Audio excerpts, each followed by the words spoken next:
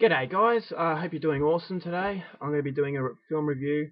Now I'm going to be doing a few of these reviews over the next day or two because I'll be travelling over the weekend and therefore I won't be able to do any videos. So I'll do as many as I can over the next 48 hours. Anyway, today I'm going to be reviewing a personal favourite of mine. This is a Belgian film made in 2004. So it's spoken in French, so it's once again it's another subtitled movie.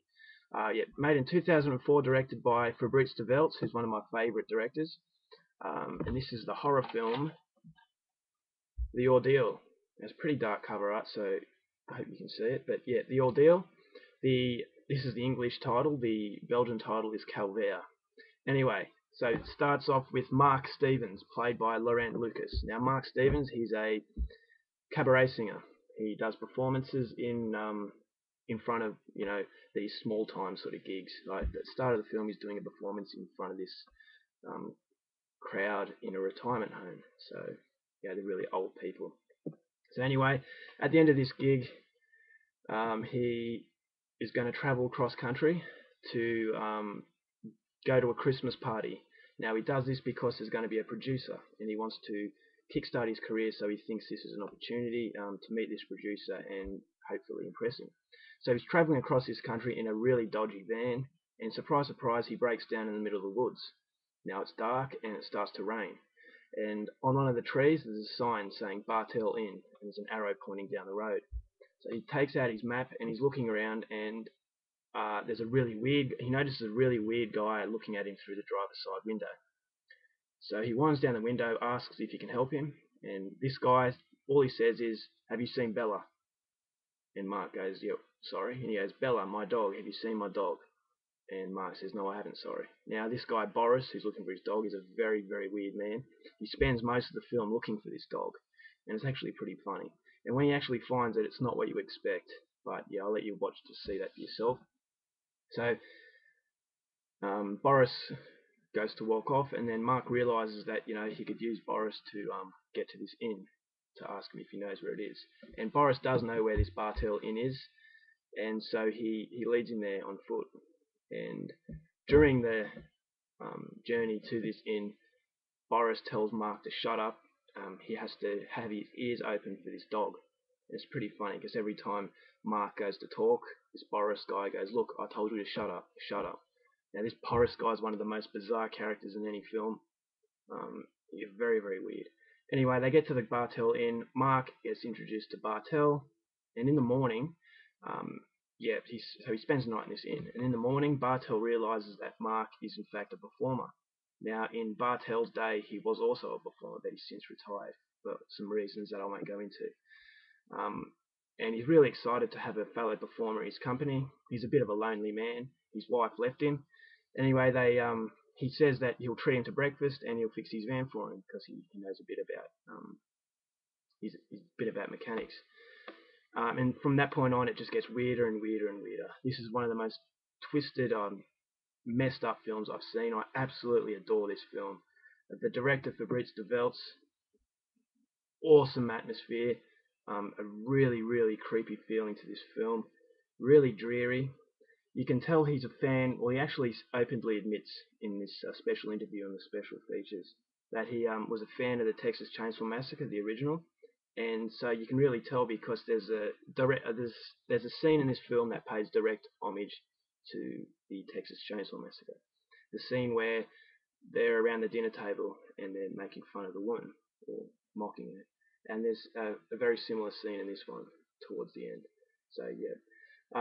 So it's a cross between Texas Chainsaw Massacre and Deliverance.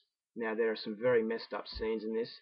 There's things from kidnap, rape, bestiality, murder, and cross-dressing. So how can you get any weirder than that? There's one scene, I'm not spoiling anything because this has this random scene. There are a lot of random scenes that have nothing to do with the story. But there's this guy, I won't go into detail, but basically there's a group of men crowding around a man who appears to be a virgin. And his first sexual encounter is going to be a squealing pig. Now, when I was watching this scene, I was thinking, nah, he's not doing what I think he's doing, is he? And a few moments later, yep, he's doing exactly what I thought he was doing. It's not a graphic scene, but it is a very disturbing scene. You can hear the pig squealing and everything. It's just really, really uncomfortable. And there's also another scene that, once again, has nothing to do with the film. There's a bar full of men, a bar room full of men, and they get up and start dancing. They look like penguins. So, yeah, very, very. It's a very twisted film, but it's a funny film. It's not a comedy, but just it's so bizarre that you can't help but laugh. It's just really, really twisted. Bartel, who's the owner of this inn, is a very sick man, and Boris, who's trying to find his dog, is like Bartel's like a father figure to Boris, so they know each other, and they're both as weird as each other. And yeah, so there's a little the story just goes weirder and weirder and weirder. Straight from the first scene, there's a scene where an old woman in the retirement home tries to get Mark to touch her private area with his hand, and he refuses, and yeah, she's really embarrassed, and that's a pretty weird scene, and it's pretty funny too. So yes, extremely bizarre. One of the most, as I said, one of the most twisted films I've seen. It's not overly graphic in the violence or yeah, but it's just a really messed up film. There's a lot of sexual content, but it's not normal sexual content. It is very, very, very twisted. Um, yes, it's certainly not. It's unlike any other film I've seen. It is one of my favourite films. I absolutely love it. Strongly recommend you go out and see it.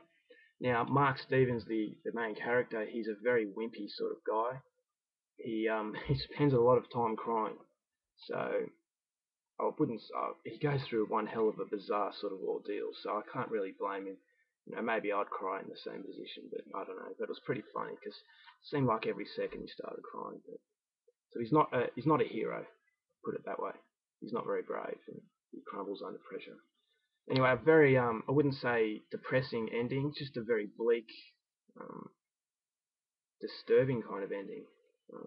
Yeah, I'm not going to give it away, but highly recommend this film. The characters in it are funny. The weird characters are funny. The villagers, the extras in the film are really funny too. Yeah, I highly recommend this film. Now, very quickly, I'm going to be talking about his short film. Now, this is a bonus in the special features on the UK release. You get this as a bonus. It's called A Wonderful Love. Now, this film is about a woman who's very lonely. Um, really, the same kind of bizarre atmosphere as in his feature film. But anyway, this woman, really lonely, has no friends. And one year she treats herself on her birthday to a stripper. And so he gets to it's supposed to be a party. He gets to this party and there's no one there. He's saying, where's everyone else? And she goes, oh, they'll be here in a minute. But, you know, no one else is coming. And so he does his routine, and at the end of it, he wants money, but she doesn't have any. She says, why should I have to pay? It's my birthday. He gets angry. There's a little bit of a altercation there, and she stabs him in the throat with a fork, and he ends up bleeding to death. There's blood everywhere.